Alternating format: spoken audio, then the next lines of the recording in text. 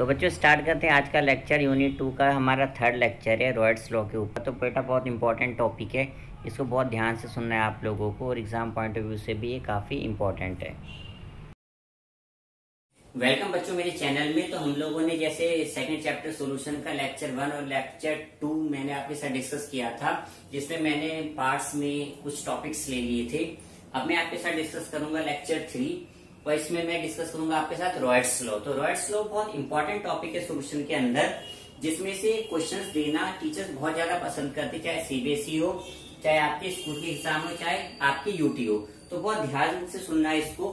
और फिर मैं बार बार रिपीट करता हूँ, इस बार भी बोलूंगा भी चैनल को सब्सक्राइब करो, एक बेल बटन है उसको प्रेस करो। इससे क्या होता है, हमको और इंस्पिरेशन मिलती है भाई और वीडियो बना के बच्चों के लिए बेनिफिशियल करके हमको इसके अंदर डालनी चाहिए। ठीक है बेटा, तो जरूर सब्सक्राइब कर लो। तो बिना टाइम खराब करे अब हम अपना स्टार्ट करते हैं टॉपिक, जिसका नाम है रॉयट्स। अभी स्टार्ट करते हैं हम लोग थ्योरी पार्ट रॉयट्स लॉ की इंट्रोडक्शन के बाद। ठीक है बच्चों, तो आज स्टार्ट करते हैं हम आज का लेक्चर। तो मैंने आपसे लेक्चर 2 में बात करी थी, जिसमें मैंने बात करी थी सॉल्युबिलिटी की, जिसमें हम सॉलिड्स को मिलाते थे लिक्विड में। फिर हमने बात करी थी गैसेज इन लिक्विड। अब हम इसके अंदर बात करेंगे vapour pressure of the liquid. तो सबसे पहले हमें समझना है कि वेपर प्रेशर क्या होता है। अब देखो बच्चों, वेपर प्रेशर की डेफिनेशन बहुत सिंपल है, the pressure exerted by vapour are called vapour pressure. और आपको पता है कि वेपर प्रेशर में इतनी ताकत होती है कि एक जमाने में ट्रेनें चला करती थी वेपर प्रेशर से। आज भी काफी कंट्री ने काफी डमी वेपर प्रेशर लगा की ट्रेन लगा रखी है, ताकि आप जाके उनको देख सको। और शोले मूवी तो सभी ने देखी होगी, उसमें एक सीन में उन्होंने दिखा रखा है कि कैसे ट्रेन में वो लोग कोयला डालते थे। तो आप उससे अंदाजा लगाओ वेपर प्रेशर में कितनी ताकत होती है। इवन आज भी जो इलेक्ट्रिसिटी प्रोड्यूस होती है वो टरबाइन से प्रोड्यूस होती है, जो वेपर प्रेशर से ही घूमता है। ठीक है बच्चों, तो हम वेपर प्रेशर की डेफिनेशन कहते हैं, it is the pressure that vapour exerts when in equilibrium with the liquid at a given temperature. और ये डिपेंड किस पे करता है, नेचर ऑफ द लिक्विड। यानी जैसे मान लो आप वाटर को बॉइल कर रहे हो, ऑयल को बॉइल कर रहे हो, तो हर चीज पे क्या है, वेरी करेगा उसके नेचर के ऊपर। सेकंड, टेम्परेचर, आप जितना ज्यादा टेम्परेचर रखोगे वेपर प्रेशर उतना ज्यादा क्रिएट होगा। और सेकंड, प्यूरिटी, जैसे अगर इम्प्योर सैंपल होता है तो जो बॉइलिंग पॉइंट है थोड़ा आगे पीछे हो जाता है। ठीक है, तो इम्प्योर सैंपल में क्या होता है, जैसे प्योर सैंपल है तो जल्दी बॉइल करेगा, इम्प्योर सैंपल तो थोड़ा देर बाद बॉइल करेगा। अब उसकी बात हम लोग बाद में करेंगे। फिर हम कहते हैं vapour pressure change with temperature and pure vapour pressure is denoted by P not. ये मैं भी डिस्कस करूंगा आपके साथ। Is the force of attraction, lower is the vapour pressure of the vice versa. ठीक है, फिर हमने बात करी पार्शियल वेपर प्रेशर की। तो ये सब स्टेट्समेंट जिसको आप एक बार रीड कर लो, बाकी इसको कंसेप्चुअली मैं भी आपके साथ डिस्कस कर रहा हूँ। तो ये कह रहा है the vapour pressure of component is called its vapour pressure, it is denoted by PA, जो भी मैंने वेपर प्रेशर की आपको डेफिनेशन बताई है। And PA is always less than P not. इसको ऐसा समझो जैसे मान लो कोई कंपोनेंट अकेला है। फॉर एग्जाम्पल, जब आप सड़क पे अकेले चलते हो तो आप कभी अपनी स्पीड देखना, और जब आप सड़क पे चलते हो आपकी मम्मी आपके साथ है, आपकी सिस्टर आपके साथ है, या मान लो आपका कोई फ्रेंड आपके साथ है, तो आप हमेशा देखो कि आपकी स्पीड स्लो हो जाती है। तो जब भी कोई कंपोनेंट अकेला होता है that's called pure vapour pressure. और जब वो किसी के साथ आपने मिक्स कर दिया तो अब क्या बन गया, सोल्यूशन बन गया। तो अब आप उसको क्या कहोगे, पार्शियल वेपर प्रेशर। तो यहाँ पे वही लिखा हुआ है कि जो पार्शियल वेपर प्रेशर है PA is always less than P nought. फिर हम कहते हैं when a non volatile solute is added to a volatile solvent the vapour pressure PA decreases because number of evaporating particles decrease due to the presence of some non evaporating particle at the surface area of the liquid. तो non volatile, सबसे पहले आप फर्क समझो volatile और non volatile component में। For example, मैंने pen पकड़ रखा है, ये क्या है, ये नॉन वोलेटाइल सब्सटेंस है, तो कितने भी दिन हो जाए ये ऐसे ही रहेगा। वही अगर मैं अपने हाथ में कैम्फर रख दूं, मैं क्या कहते हैं फिनाइल की बॉल्स रख दूं, तो कुछ टाइम बाद क्या है कि वो अपने आप ही गायब हो जाए, तो दे आर वोलेटाइल सब्सटेंस। अगर मान लो मैं जमीन पे मैं पानी फैला दूं तो पानी अपने आप उड़ जाएगा, पेट्रोल उड़ जाता है, दे आर वोलेटाइल सब्सटेंस। अब मान लो मैंने क्या करा, पानी में मैंने कोई नॉन वोलेटाइल कंपोनेंट डाल दिया। फॉर एग्जाम्पल, मैंने क्या कर दिए, मैंने लकड़ी के कुछ पीसेस डाल दिए, वो क्या नॉन वोलेटाइल होता है। तो पहले जो मेरे पास सरफेस था पूरे वाटर का था, अब उसके बीच में क्या आ गए, ऊट्स आ गए, तो वो क्या करेंगे, वो सरफेस एरिया डिक्रीज कर देते, जिससे वेपर प्रेशर भी डिक्रीज कर जाता है। तो और जो हम कंसेप्चुअली समझते हैं कि basically pure vapour pressure, partial vapour pressure होता क्या है। अब मान लो हमने कोई कंटेनर ले रखा है, फॉर एग्जाम्पल मैंने बीकर ले रखा है, जिसमें मैंने कोई सब्सटेंस ले लिया, फॉर एग्जाम्पल मैंने सिर्फ क्या ले लिया, वाटर ले लिया। ये सब मेजर किया जाता है एक इंस्ट्रूमेंट में, जिसकी बात अभी मैं बस कंसेप्चुअली समझा रहा हूँ, इसलिए मैंने ओपन सिस्टम दिया है, एक्चुअली में क्लोज सिस्टम होता है। ठीक है, तो मैंने इसमें वाटर ले रखा है। ये जो भी वेपर क्रिएट करेगा, वाट एवर एबीसीडी वेपर, तो मैं इसको कहूंगा प्योर वेपर प्रेशर। तो जब भी कोई कंपोनेंट अकेला होता है तो हम उसे क्या कहेंगे, प्योर वेपर प्रेशर, और इसको हम डिनोट करते हैं,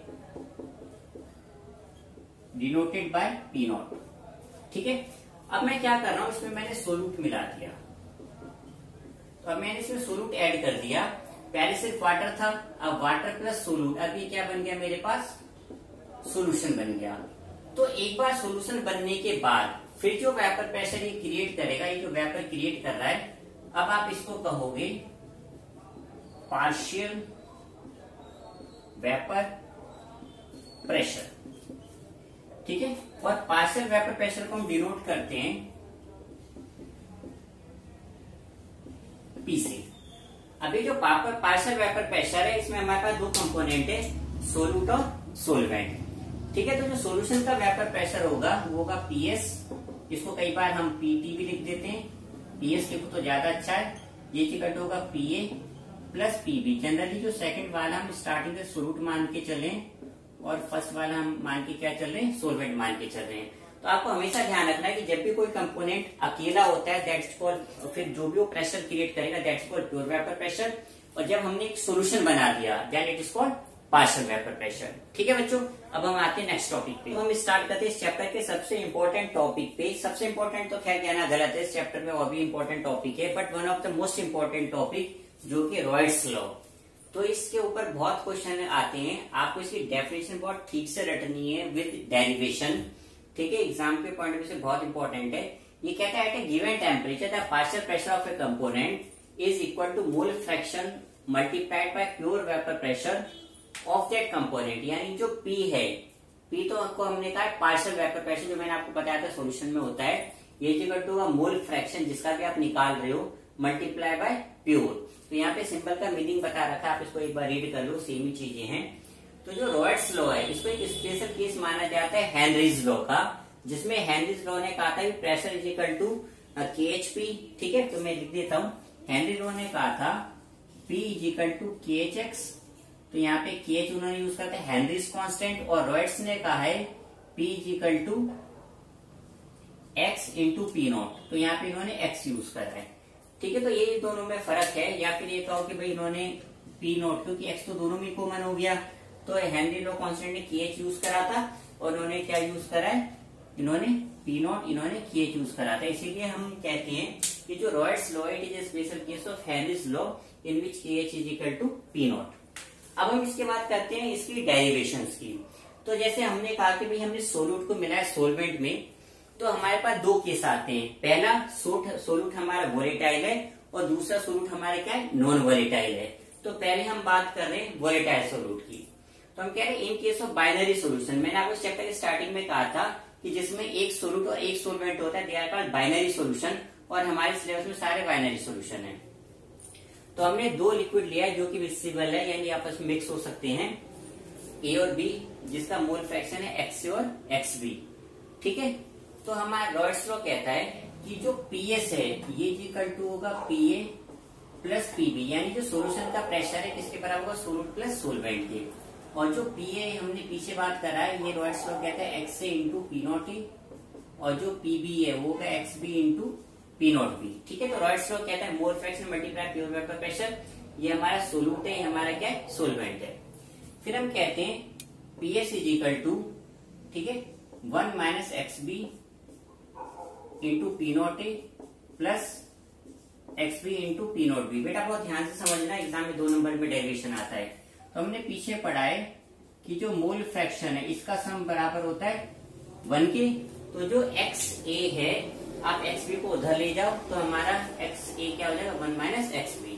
अब हम इसको अंदर मल्टीप्लाई कर देते हैं, तो PS हो जाएगा P not A minus XB into P not A plus XB into P not B.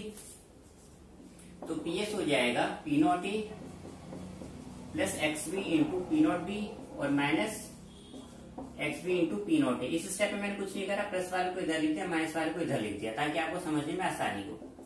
तो पी एस हो जाएगा P not A plus P not be minus P not A, और यहाँ पे एक्स बी हमने common ले लिया। तो ये जो डेरिवेशन है ये 2 नंबर में आता है रॉयट्स लॉ का in case of volatile solute. ठीक है, ऐसी एक और डेरिवेशन है नॉन वोलेटाइल सोल्यूट की। तो पहले इसका हम ग्राफ कर लेते हैं, फिर हम उसकी बात करें। तो अब बच्चों हम बात करते हैं रॉयट्स लॉ के ग्राफ की। ये ग्राफ बहुत इंपॉर्टेंट है, एग्जाम में ड्रॉ करने के लिए आता है, इसलिए बहुत ध्यान से देखना। ये रॉयट्स लॉ का ग्राफ है जो हम प्लॉट कर रहे हैं पीए पीबी अगेंस्ट मोल फ्रैक्शन। ठीक है, तो एक जगह हमने लिया वेपर प्रेशर, एक जगह हमने क्या लिया है, मोल फ्रैक्शन लिया है। तो यहाँ पे ये सिंबल मैंने लिख रखा है कि क्या डिनोट कर रहा है, मेनली बस इसको पढ़ लेते हैं। ये कह रहा है this graph is also for an ideal solution because the solution for which riots law is applicable is called ideal solution. इसके बाद हमारा जो नेक्स्ट टॉपिक है हमें वही पढ़ना है, ideal and non ideal solution. तो वहीं पे बात करेंगे। For such solution the vapour pressure are intermediate between the values of P not A and P not B, यानी इनके बीच में ही वेरी करती है। अब जैसे ग्राफ है, यहाँ पे हमने क्या लिया वेपर प्रेशर, यहाँ हमने क्या लिया मोल फ्रैक्शन। अब देखो बच्चों हमें पता है कि जो मोल फ्रैक्शन है इसका सम ऑलवेज 1 के बराबर होता है। अब यहाँ पे एक्स ए 1 है और एक्स बी 0, यानी बी आपका है ही नहीं, जो भी क्या ए है। तो जब भी कोई कंपोनेंट अकेला होता है that is called pure vapour pressure. तो यहाँ पे हमारा ए क्या है, ए हमारा अकेला है। तो इसीलिए ये जो ग्राफ ऊपर गया है ये पी नॉट ए क्या है, सिर्फ ए का है, अकेला ए का, इसलिए that is called pure vapour pressure. ठीक है, अब यहाँ पे हमने क्या करा, अब हमने यहाँ पे एक्स ए 0 ले लिया, यहाँ पे सिर्फ क्या एक्स बी है। तो एक्स ए 0 एक्स बी 1 है, यानी बी अकेला है। अगेन क्या हो गया, ये प्योर वेपर प्रेशर हो गया बी का, ये यहाँ तक गया है। अब देखो बेटा हमने इसे ऊपर माना है, इसे हमने नीचे बनाया है। ऐसा इसलिए क्योंकि रॉयट्स लॉ मान के चला है कि B is more volatile in comparison of A. तो जो ज्यादा वोलेटाइल है वो ऊपर जाएगा और जो कम वोलेटाइल है वो नीचे आएगा। अब देखो जब तक हम इस ग्राफ के ऊपर हैं तब तक ये अकेला है, जब तक हम इस ग्राफ के ऊपर है ये अकेला है। अब हम इससे जैसे इधर को मुड़ेंगे तो हमने क्या करा, ए और बी को मिक्स करना स्टार्ट कर दिया। तो रॉयट्स लॉ कहता है कि जब आप दोनों कंपोनेंट को मिक्स करोगे तो जो इनका वेपर प्रेशर हमेशा क्या रहेगा, इंटरमीडिएट रहेगा। ठीक है बच्चों, तो हमने ये इसको इस तरीके से मिला दिया तो ये हमारा क्या हो गया, पीबी हो गया। और इसको अगर हम इस तरीके से मिला दें तो ये हमारा क्या हो गया, पीए हो गया। तो पीए इक्वल टू क्या होगा, X A into P not A, और पीबी क्या होगा, X B into P not B. ठीक है, और ये वाला जो कर्व है जिसमें आप दोनों के हेड को मिला रहे हो इसे कहा जाता है पी टोटल, ये होता है पीए प्लस पीबी। तो ये हमारा ग्राफ है रॉयट्स लॉ का। ये सब याद करने की जरूरत नहीं होती, बस ये ग्राफ याद कर लेना। ये 1 नंबर में एग्जाम में ड्रॉ करने के लिए आता है। डेरिवेशन के साथ आया तो आपका 2 या 3 नंबर का आएगा। ठीक है बच्चों, तो ये रॉयट्स लॉ है। अब पहले पढ़ रहे हैं डाल्टन्स लॉ पार्शियल प्रेशर। तो बेटा ये जो टॉपिक है ये 11th क्लास का टॉपिक है स्टेट्स ऑफ मैटर का। यहाँ पे मैं इसलिए पढ़ा रहा हूँ क्योंकि इसमें न्यूमेरिकल्स में इन्होंने यूज किया है। तो इसकी आपको ना तो डेफिनेशन याद करनी ना डेरिवेशन याद करनी, बस फॉर्मूला याद रखना है क्योंकि न्यूमेरिकल्स में यूज हो रहा है। तो पहले हम समझ लेते हैं। तो डाल्टन जी कहते हैं total pressure exerted by the mixture of non reactive gases is equal to the sum of partial pressure of individual gases. यानी ये कहते हैं pressure exerted by the individual gas is called partial pressure. ठीक है, तो mathematically ये कहते हैं कि जो टोटल होगा सबके सम के बराबर होगा, जो हमने रॉयट्स में भी पढ़ा था। जो डिफरेंस है, riots law is applicable in case of the solution and Dalton's law of partial pressure applicable in terms of non क्या कहते हैं, जो गैसेस आपस में मिक्स नहीं होती आप उनको कह सकते हो नॉन मिक्सिंग गैसेस के लिए एप्लीकेबल है Dalton's law of partial pressure. तो जो डिफरेंस है, डाल्टन जी कहते हैं partial pressure equal to mole fraction multiply by total vapour pressure, और रॉयट्स जी ने क्या कहा था कि partial pressure is equal to mole fraction multiply by pure vapour pressure. बस इतना सा डिफरेंस है। ठीक है, तो पी क्या है पार्शियल प्रेशर, एक्स क्या है मोल फ्रैक्शन, पीटी क्या है हमारे पास टोटल है। फिर फिजिक्स में आप बहुत ज्यादा यूज करते हो कि pressure exerted bye saturated water vapour in aqueous tension. तो ड्राई एयर का क्या होता है, टोटल माइनस एक्वस टेंशन। ठीक है बच्चों, तो डाल्टन्स लॉ है, बस आपको बस इतना सा ही याद रखना है, बाकी फालतू डिटेल में नहीं जाना। अब बच्चों एग्जाम्पल स्टार्ट करते हैं थ्योरी के बाद। तो हमारा पहला एग्जाम्पल के बाद एग्जाम्पल अब हम आ रहे हैं अपने न्यूमेरिकल पार्ट पे। तो सबसे पहले हमारे पास न्यूमेरिकल जो है वो एग्जाम्पल है 2.5। पहले इसको ध्यान से पढ़ लो। ये कह रहा है vapour pressure of chloroform and dichloromethane. तो आपको 2 दे रखा है, क्लोरोफॉर्म और डाइक्लोरोमीथेन। टेम्परेचर 298 केल्विन है। तो तो ये वेपर प्रेशर है क्लोरोफॉर्म का और ये वेपर प्रेशर है डाइक्लोरोमीथेन का। आप देखो दोनों का इंडिविजुअल गिवन है, इसका मतलब ये हमें क्या गिवन है, प्योर वेपर प्रेशर गिवन है। फिर कह रहा है calculate the vapour pressure of the solution, यानी पार्शियल वेपर प्रेशर पूछ रहा है by mixing 25.5 gram of the chloroform and 40 gram of dichloromethane. और फिर हमको सेकंड पार्ट में निकालना है मोल fraction of each component in vapour phase. तो सेकंड पार्ट की बात बाद में करेंगे, पहले फर्स्ट पार्ट की बात कर लेते हैं। तो पहले हम ये लिख लेते हैं कि हमें क्या क्या गिवन है। तो हमें गिवन है pure vapour pressure of chloroform, ये हमें गिवन है 200 mm, और प्योर वेपर प्रेशर को P0 से डिनोट करते हैं क्योंकि क्लोरोफॉर्म का है तो P0 C लिख लो इसको, ठीक है। Pure vapour pressure of dichloromethane हमको गिवन है 415, ये भी हमारा हो गया mm ऑफ Hg, इसको P0D से डिनोट कर लो, ठीक है। मास ऑफ क्लोरोफॉर्म हमको गिवन है 25.5 ग्राम, और जो मास हमारे पास है डाइक्लोरोमीथेन का वो हमारे पास कितना है 40 ग्राम है, यानी 40 ग्राम, ठीक है। अब देखो सॉरी क्या कहते हैं, रॉयट्स लॉ कहता है कि पार्शियल वेपर प्रेशर बराबर होता है मोल fraction multiply by pure vapour pressure. तो हमें क्या कहते हैं, प्योर वेपर प्रेशर तो गिवन है, तो हमें सबसे पहले क्या निकालना पड़ेगा, मोल फ्रैक्शन। मोल फ्रैक्शन के लिए हमें निकालना पड़ेगा नंबर ऑफ मोल्स। तो पहले नंबर ऑफ मोल्स निकाल लेते हैं। तो number of moles of chloroform, तो क्लोरोफॉर्म का वेट लो अपॉन में क्लोरोफॉर्म का मॉलिक्यूलर मास ये होता है 119.5, ठीक है। तो इसको आप सोल्व करोगे ये आएगा 0.213। इसी तरह आप नंबर ऑफ मोल्स निकालोगे डाइक्लोरोमीथेन के, तो इसका मास ऊपर रखो 40 ग्राम, नीचे इसका मॉलिक्यूलर मास इसका होता है 85, तो ये आ जाएगा 0.47। अब जब हमारे पास मोल्स आएगा तब हम मोल फ्रैक्शन निकाल सकते हैं। तो मोल फ्रैक्शन क्लोरोफॉर्म का निकालने के लिए क्लोरोफॉर्म के मोल्स ऊपर रखो, तो जाएगा 0.213, नीचे दोनों को ऐड कर दो, तो इसको सोल्व करोगे आएगा 0.312, ठीक है। उसके बाद फिर हम निकालेंगे डाइक्लोरोमीथेन का, इसे 1 में से माइनस कर दो, आएगा 0.688। अब हमारे पास मोल फ्रैक्शन आ गया। अब हम निकालते हैं partial vapour pressure according to Raoult's law. तो जैसे हमें निकालना है, मान लो क्लोरोफॉर्म का निकालना है, ठीक है। तो क्या डाइक्लोरोमीथेन, अच्छा यहाँ पे मैं लिखना भूल गया मोल फ्रैक्शन ऑफ क्या कहते हैं डाइक्लोरोमीथेन, तो यहाँ पे मैं लिख देता हूँ। तो डाइक्लोरोमीथेन इसका मोल फ्रैक्शन हो जाएगा 1 - 0.312 इजिकल टू 0.688, ठीक है। अब हम निकालेंगे पार्शियल प्रेशर ऑफ क्लोरोफॉर्म। तो ये होता है मोल फ्रैक्शन, इसका 0.312 मल्टीप्लाई बाय प्योर। तो प्योर आप देखो आपको गिवन है इसका 200, ठीक है। तो इसे सोल्व करोगे आएगा 62.4 mm ऑफ Hg। फिर आप निकालो partial vapour pressure of dichloromethane, ये होगा मोल फ्रैक्शन मल्टीप्लाई बाय प्योर। तो मोल फ्रैक्शन हमने इसका निकाला है 0.688, और प्योर हमें गिवन है 415, ठीक है। इसको हम सोल्व करेंगे, ये आएगा 285.52। उसके बाद टोटल वैसे पूछा नहीं, निकालो क्योंकि टोटल इसके सेकंड पार्ट में यूज होगा, तो निकाल लेते हैं। क्लोरोफॉर्म है हमारे पास 62.4 और ये 285.52, ठीक है। तो आप जब इसको ऐड करोगे ये अप्रोक्स आपके आएगा 347.92। यूनिट हमेशा लिखा कर बहुत जरूरी होता है, ठीक है। तो ये आ गया हमारे पास टोटल वेपर प्रेशर। अब हम आते हैं सेकंड पार्ट पे इसकी, जो कि कह रहा है ये मोल fraction of each component in the vapour phase में निकालना है। तो मैंने आपको पढ़ाया था एक डाल्टन्स लॉ। तो मैंने आपसे कहा था कि ये एग्जाम में पूछता नहीं है, 11th क्लास का टॉपिक है, बट हमारे न्यूमेरिकल्स में यूज हुआ है। तो जब भी ये कहता है ना वेपर फेज का मतलब क्या है कि गैसेस फेज की बात कर रहा है। तो इन वेपर फेज हमें अप्लाई करते हैं डाल्टन लॉ पार्शियल प्रेशर, और इसने क्या कहा था कि पार्शियल प्रेशर बराबर होता है mole fraction into total. Riots ने कहा था मोल फ्रैक्शन इंटू प्योर, ठीक है। तो इसलिए हमारे जब हम क्लोरोफॉर्म का निकालेंगे तो क्लोरोफॉर्म का जो मोल फ्रैक्शन निकलेगा, तो इसका पार्शियल प्रेशर हमने कितना निकाला था 62.4, ठीक है। मैंने आपको बताया था वो जो टोटल हमने निकाला था, हमने निकाला 347.92, तो ये अप्रोक्स आता है 0.18।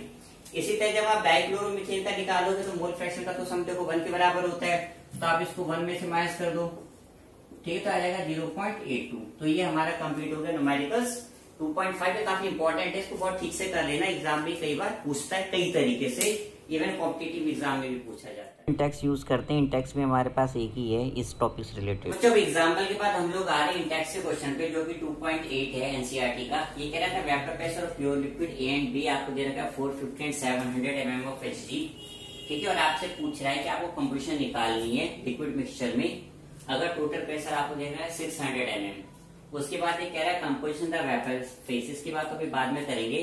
तो जैसे मैं हमेशा कहता हूँ सबसे पहले लिखा करो कि आपको क्या क्या गिवन है।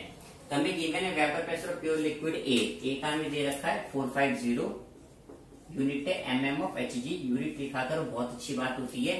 बी का आपको दे रखा है 700 mm ऑफ Hg। उसके बाद फिर आपको टोटल प्रेशर दे रखा है 600 mm ऑफ Hg। अब तो बेटा जब भी आपको न्यूमेरिकल में सारे से प्रेशर गिवन है और आपसे मोल फ्रैक्शन पूछ रहा हो, तो जो मैंने आपको डेरिवेशन करवाई थी हम उसका यूज करेंगे। तो इस डेरिवेशन के अकॉर्डिंग जो पीटी है हमारे पास, मैं यहाँ पे कर देता हूँ।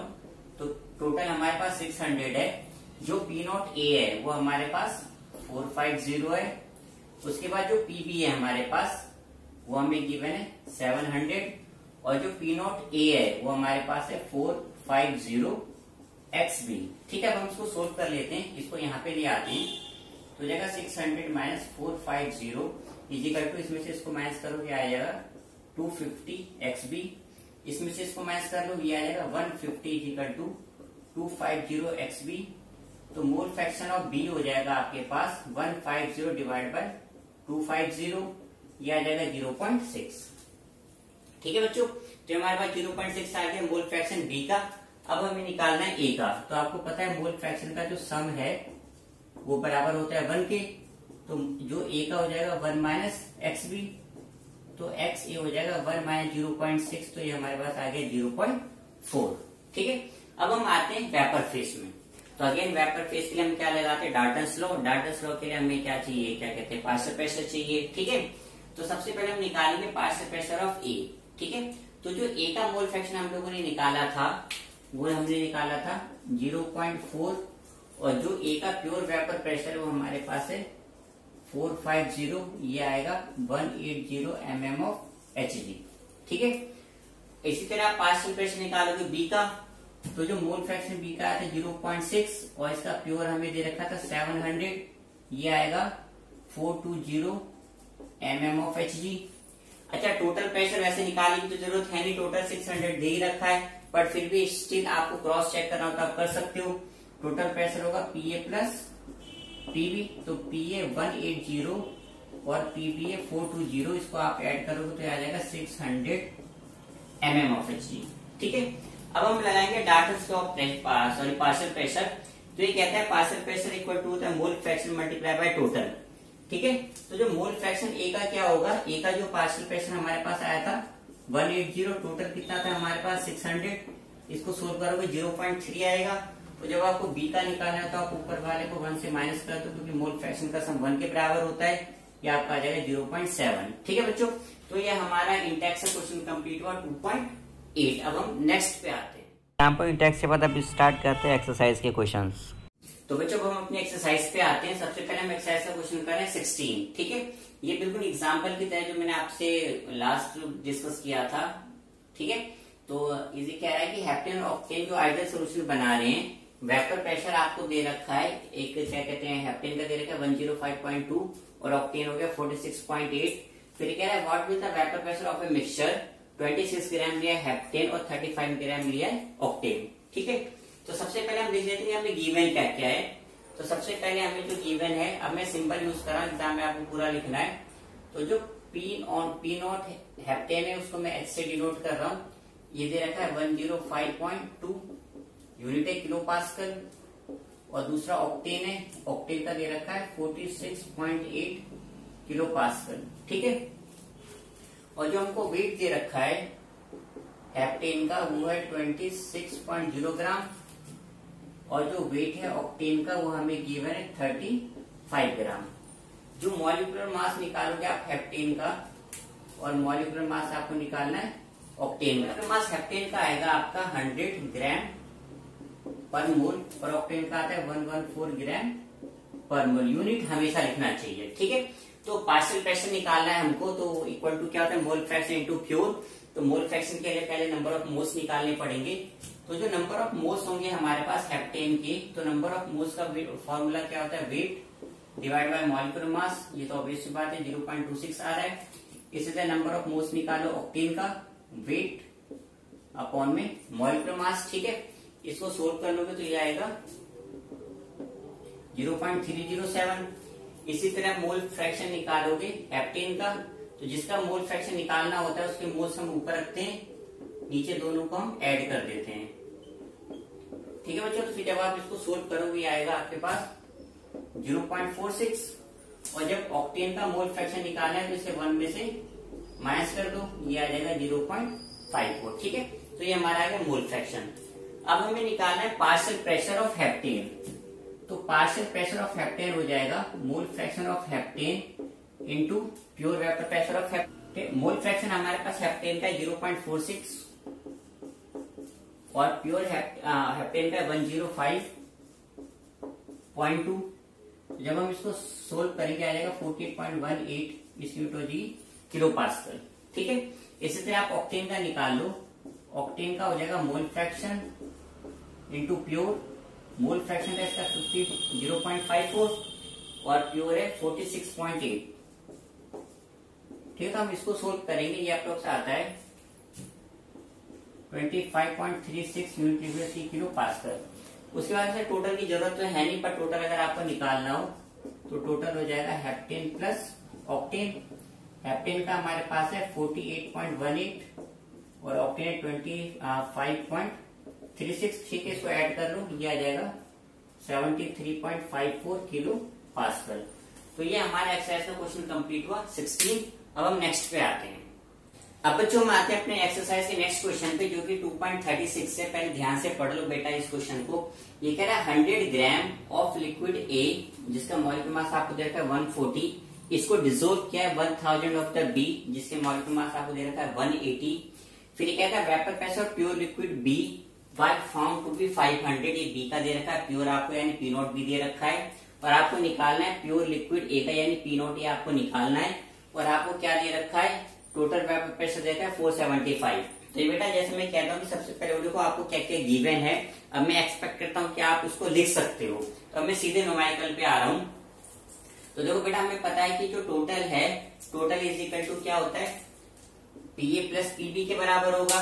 तो पीए क्या होता है, X into P not A, और पीबी क्या होगा, X B into P not B. तो सबसे पहले हम मोल फ्रैक्शन निकाल लेते हैं, और मोल फ्रैक्शन निकालने के लिए नंबर ऑफ मोल्स पता होना चाहिए।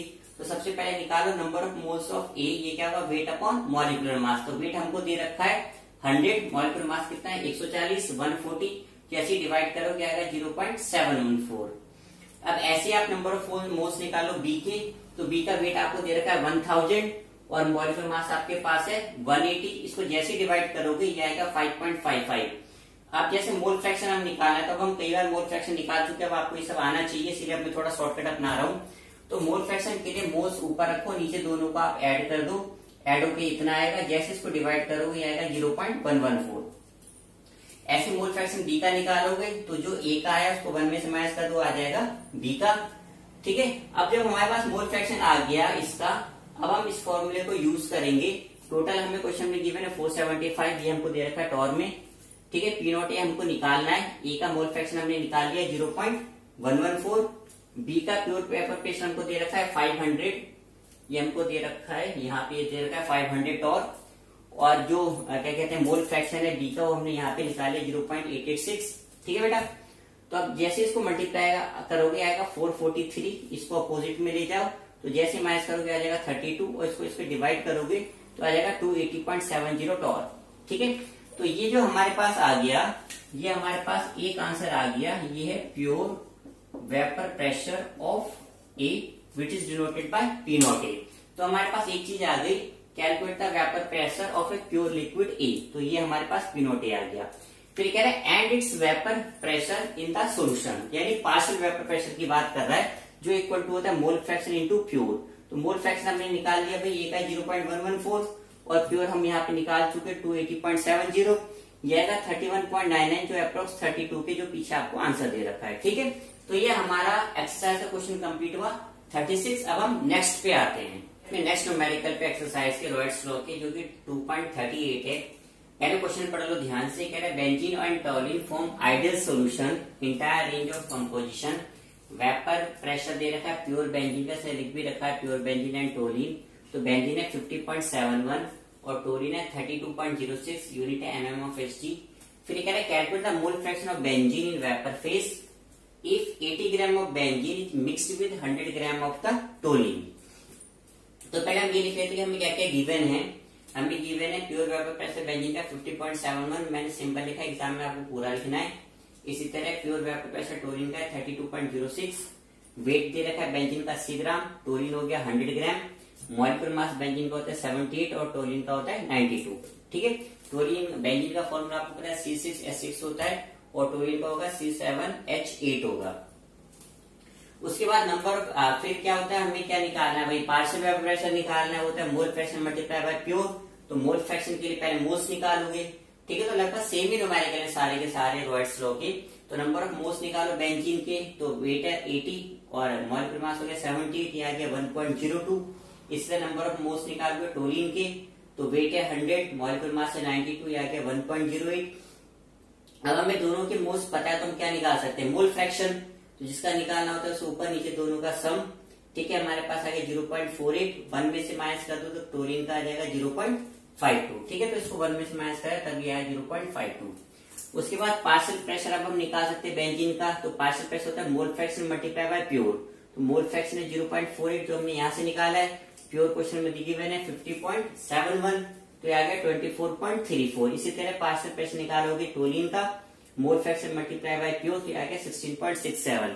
फिर निकालो टोटल, टोटल में बेंजीन और टोलिन का ऐड करोगे। ठीक है, जिनकी पुरानी एनसीईआरटी है वहां पे आप देखना यहाँ पे बेंजीन और टोलिन लिख रखा है, बाद में उन्होंने नैप्थलीन यूज कर रखा है, तो नई एनसीईआरटी में उन्होंने करेक्ट कर लिया है, बट पुरानी एनसीईआरटी में आपको बीच बीच में नैप्थलीन दे रखा है, बट इसमें आपको लेना क्या है, बेंजीन एंड टोलिन लेना है। ठीक है बच्चों, अब इसमें आगे बढ़ते हैं, फिर आगे कह रहा है मोल fraction of each component in the vapour phase. Again vapour phase में क्या लगाएंगे, डाल्टन। फिर जब हमारे पास टोटल आ गया, अब हम इसमें वेपर फेज के लिए अप्लाई कर सकते हैं डाल्टन लॉ पार्शियल प्रेशर। ये कहता है कि पार्शियल प्रेशर बराबर होता है मोल फ्रैक्शन मल्टीप्लाई बाय टोटल। तो बेंजीन का मोल फ्रैक्शन आ गया 24.34, मोल फ्रैक्शन हमको निकालना है। ठीक है, और टोटल हमें आ रहा है 41.01, तो अब हम मोल फ्रैक्शन निकाल सकते हैं बेंजीन का, इससे इसको डिवाइड कर दो, ये आ गया 0.59। तो ये हमारा मोल फ्रैक्शन बेंजीन का है।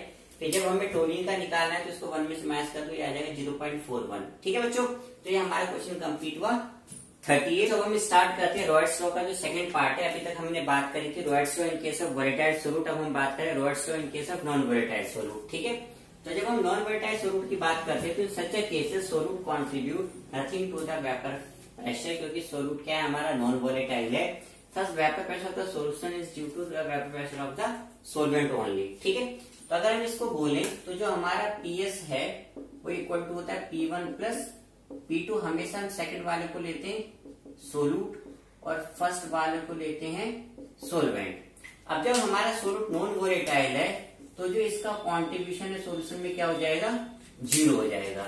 यानी जो हमारा पीएस है इक्वल टू हो जाएगा P1 और P1 रॉयट्स लॉ जी कहते हैं मोल फ्रैक्शन मल्टीप्लाई बाय प्योर। तो इसमें 1 इसलिए नहीं लगा रहे क्योंकि अब हमें पता है सोलवेंट का ही है।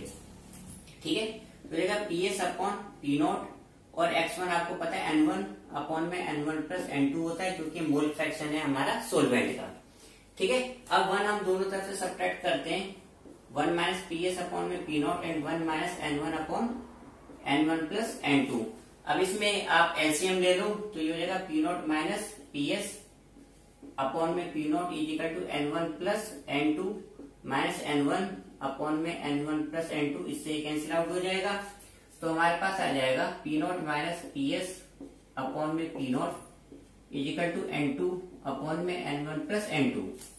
तो इसको हम कहते हैं P0 माइनस PS अपॉन में P0 is equal to X2, क्योंकि बराबर किसके, मोल फ्रैक्शन ऑफ द सोल्यूट के। ठीक है, तो जो P0 है वो हमारा क्या है, pure vapour pressure of solvent. जो PS है वो हमारा है वेपर प्रेशर ऑफ सॉल्यूशन। ठीक है, जो X2 है हमारे पास वो हो गया मोल फ्रैक्शन ऑफ सोल्यूट। ठीक है, अब यहाँ पे एक टर्म और है P0 माइनस PS को हम कहते हैं लोअरिंग ऑफ वेपर प्रेशर। इसको लोअरिंग इसलिए कहते हैं क्योंकि जो हमने जैसे आज स्टार्ट शुरू की क्लासेस में भी बात करी थी कि जब भी आप प्योर सोलवेंट में नॉन वोलेटाइल कंपोनेंट डाल देते हो तो वेपर प्रेशर को रिड्यूस कर देता है, क्योंकि सरफेस एरिया एक्वायर कर लेगा। अब वो तो वोलेटाइल हो नहीं सकता, तो वो क्या करता है, सोल्यूशन के वेपर प्रेशर को कम कर देता है। तो मैंने आपको स्टार्टिंग में भी कहा था कि the vapour pressure of the pure solvent is always greater than that of the solution. ठीक है, तो कितना कम हो गया उसे हम कहते हैं lowering of the vapour pressure. और जब हम इसको डिवाइड कर देते हैं P not minus P S upon P not, ये जब हम इसको डिवाइड कर देते हैं इसको हम कहते हैं relative lowering of vapour pressure. तो फिर जो रॉयट्स लॉ हमारा नॉन वोलेटाइल सॉल्यूट, आजकल हम उसको इस तरह भी बोलते हैं, हम कहते थे relative lowering of vapour pressure of a solution containing non volatile solute is equal to the mole fraction of the solute in the solution. तो ये भी हमारी एक डेफिनेशन हो गई। ठीक है बच्चों, तो ये जो आपके पास है riots law in case of non volatile solute, बिल्कुल डिक्टो हमारे पास एक और टॉपिक है relative lowering of vapour pressure. तो इसके न्यूमेरिकल में वहीं पे डिस्कस करता हूँ। ठीक है, तो यहाँ पे मैं इसके न्यूमेरिकल स्किप कर रहा हूँ, दोनों के कंबाइंड न्यूमेरिकल है, तो मैं इसके रिलेटेड न्यूमेरिकल डिस्कस करूंगा relative lowering of vapour pressure के अंदर। तो ये हमारा पूरा टॉपिक कंप्लीट हुआ रॉयट्स लॉ का। तो बच्चों ये आज हमने डिस्कस करा रॉयट्स लॉ। ठीक है, तो काफी मैंने पहले भी कहा था कि इंपॉर्टेंट टॉपिक है। अब इसके बाद जो हमारा नेक्स्ट लेक्चर होगा लेक्चर 4, उसमें हम डिस्कस करेंगे ideal and non ideal solution. ठीक है बच्चों, तो मैं बार बार कह रहा हूँ भाई चैनल को सब्सक्राइब करो, इसमें जो बेल बटन है उसको प्रेस करो ताकि नेक्स्ट लेक्चर में आपको इमीडिएटली नोटिफिकेशन मिल जाए। और हमें भी अच्छा लगता है जब आप सब्सक्राइब करते हो, ताकि हमें लगता है कि यार जल्दी से जल्दी वीडियो बनाना चाहिए। ठीक है बच्चों, तो इसको देखने के लिए बहुत बहुत धन्यवाद। अब हमारे नेक्स्ट लेक्चर के लिए आप वेट करो, जो क्या होगा आइडियल एंड नॉन आइडियल। तो बच्चों आज से ही हमारा आज का लेक्चर, आपको सब्सक्राइब जरूर करना है वीडियो खत्म होने से पहले।